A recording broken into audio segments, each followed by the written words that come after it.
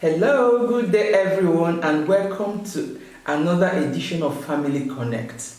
This beautiful program we have put together to ensure that we get to our people, we get to people all over the world. We try to let people understand the need to revisit the value systems which have lost for some time now. And without this value system, I'm sure all of us know we're not going anywhere. And going by what is going on today in the society, world at large, we know what it means. And we are all praying that we do not get submerged completely. But we have to look inwards, we have to come back, whether we want to accept it or not, to those things that will help us to become happy again, to smile and to laugh. Having said all that, I will say thank you to our subscribers, those that have come to our channel to view it, and those that will still subscribe. Please do share and let colleagues, friends, and family know about this particular channel that is trying to help us to rebuild our homes again. So, before I go to the topic of today, I will first of all introduce my guest who was here with me the last time to discuss same topic. So we're going to conclude it today. And she's not that person than Stella Maris Eka Ebo, and she's an education support system specialist. Stella, you're welcome to the program. Thank you for having me, Chika. It's a pleasure being here. I'm so glad having you. So we need to complete it because this is your area of specialty. Okay, so sure. For those that are coming here for the first time, I will say the topic again is how can we support each other in these challenging times as family, friends, etc. Now we started off this discussion last week and we talked about those things that we need to do to be able to be there for one another, both emotionally, physically, money-wise, name it, everything but that which we need to help each other with. And let's understand what it means to be a support to one another or to each other. So today we're going to be looking at another aspect of this support system which we spoke about last time and the challenges we're having with it now. I'm going to be looking at we that are the support people. How do we handle those ones that react negatively or don't even understand what they are going through in order to appreciate it and do themselves a lot of good so that whatever that comes out of it will be for their own benefit and for their own maturity. So I'm not going to ask questions like we did the last time. We're just going to have a discussion on it. You bring your views to it, I bring my views to it. We'll now see how we can actually leverage on that understanding and that maturity which we show to these people in order to help them overcome these challenges and let them move forward. So I'm going to allow you to speak. I've spoken on some of them so that you can now bring your own aspect. But we need to understand these negativities, this reaction of people to us in order for us to help them understand what is happening around them, how they should go about it, and making it easier for them to realize that these are challenges which we need to overcome in order to be better human beings. First of all, I always say that when you're faced with a situation where you're going to offer help to someone, it's better to practicalize it. It's better to be practical.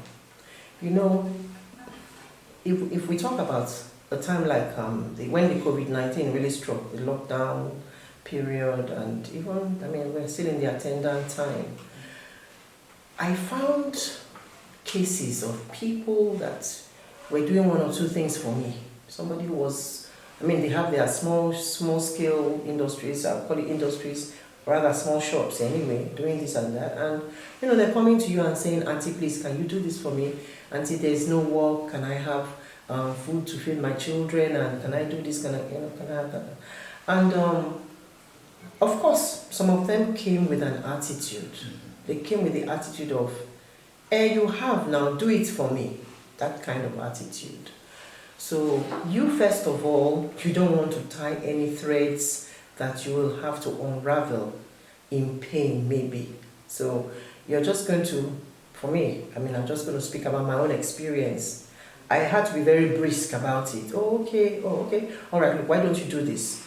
I don't have this much to give you, but I'll give you this.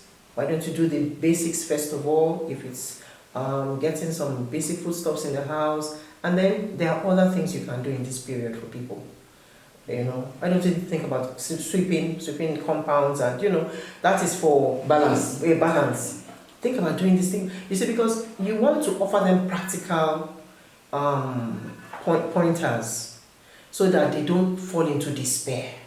Already, I mean, they're already in despair. They're already having this attitude of, you're better off than I am. Do something for me.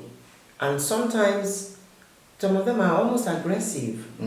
So you have this, you want to have a brisk attitude first of all, cheerful, make them laugh, make them see the funny side of this. It's in fact all your abilities of Yes, now I remember. Yes, I understand what you are saying because they are brought to the yes, yes. I even had a situation where somebody said I needed something for my child or for my children. I said, okay, I don't have cash on me, but I can give you food or something to take along. He said, it's not the food she wants, it's the money.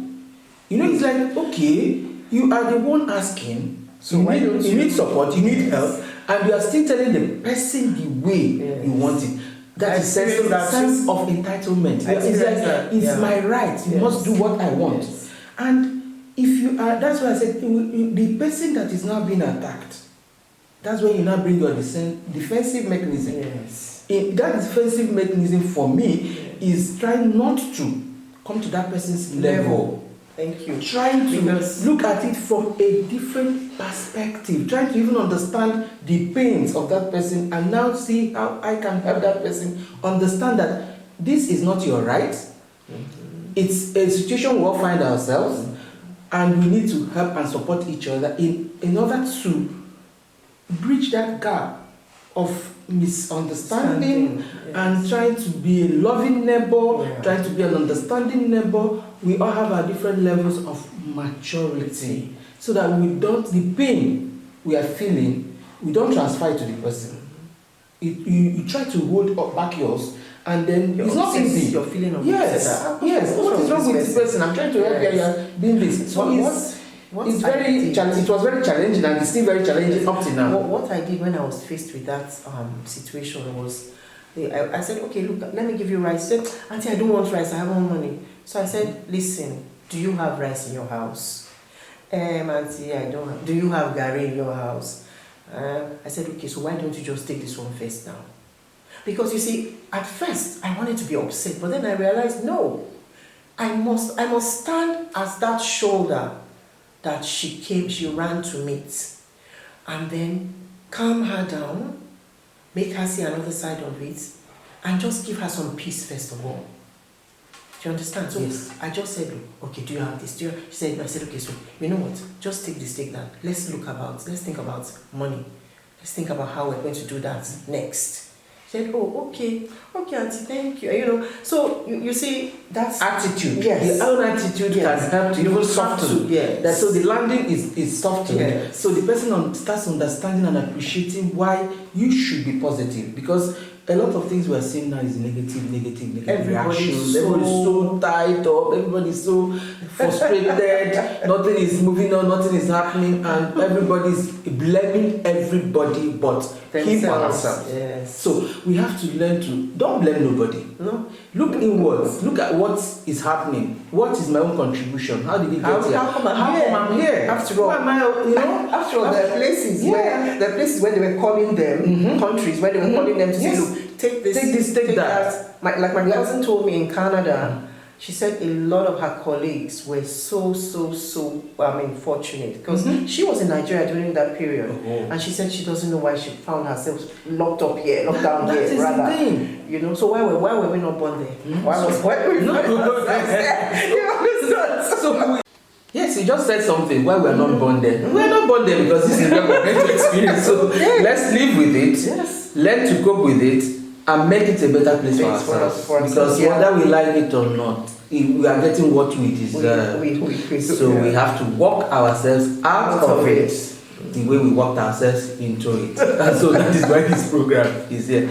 Yeah. Having said all these things, and Stella, I'm so glad, I'm happy that you came, at least to have the concluding discussion on this particular thing, it was a challenge for all of us. Even it's still a challenge because many of us, or many people have not come out of what is happening. The economy is still bad, everything is still on the hold, more or less. So, what would be your advice to people, especially those that are on the receiving end of this?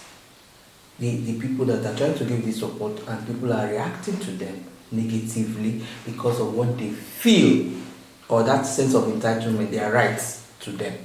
What will be your advice to the support people on how to manage and treat this situation? Well, I'll just, my own experience, I was calm, I kept a straight face, tried to make them cheerful, and very importantly, give them practical steps, practical things to do. Okay, look, your house, you don't have food, take the food first, all right? Now what next? Your child is ill, okay, go to the health centers are closed, all right, go to the pharmacy, Panadol. It's just, you have to give them practical steps, but it's important for you to keep a straight face, a shoulder they can lean on, and don't crack under the onslaught of their despair. Some of them are in despair, some of them are angry with you, they feel you can do better for me. Why can't you do this for me? So you just have to be calm. And then this period, a lot of people discovered hidden talents, which they had. Yes. And during this lockdown, a lot of people they realized that they could do this, they could do that. Yes, and today they are using it to take care of themselves, adding to whatever income they were earning before. A lot of people lost their jobs during this period, and they are better off being on their own. So what we are saying in essence is that we should, as much as possible, look beyond what is happening now and ask ourselves, how do we make it better? Moving forward, what do we do? So that injunction of teach them how to fish and just not give them fish to eat, we should continue with it. Yes. So that our own generation following us, generation after them, we have a better landing and a better understanding of struggles of life and how to be. That's what I call the practical steps. Yes. So, having said all this, I would have wished I would continue the discussion because there's still a lot. There's a lot, I tell you. But we leave it at this so that people will go back and do their own homework and see how they can become better human beings, help themselves and the environment at large.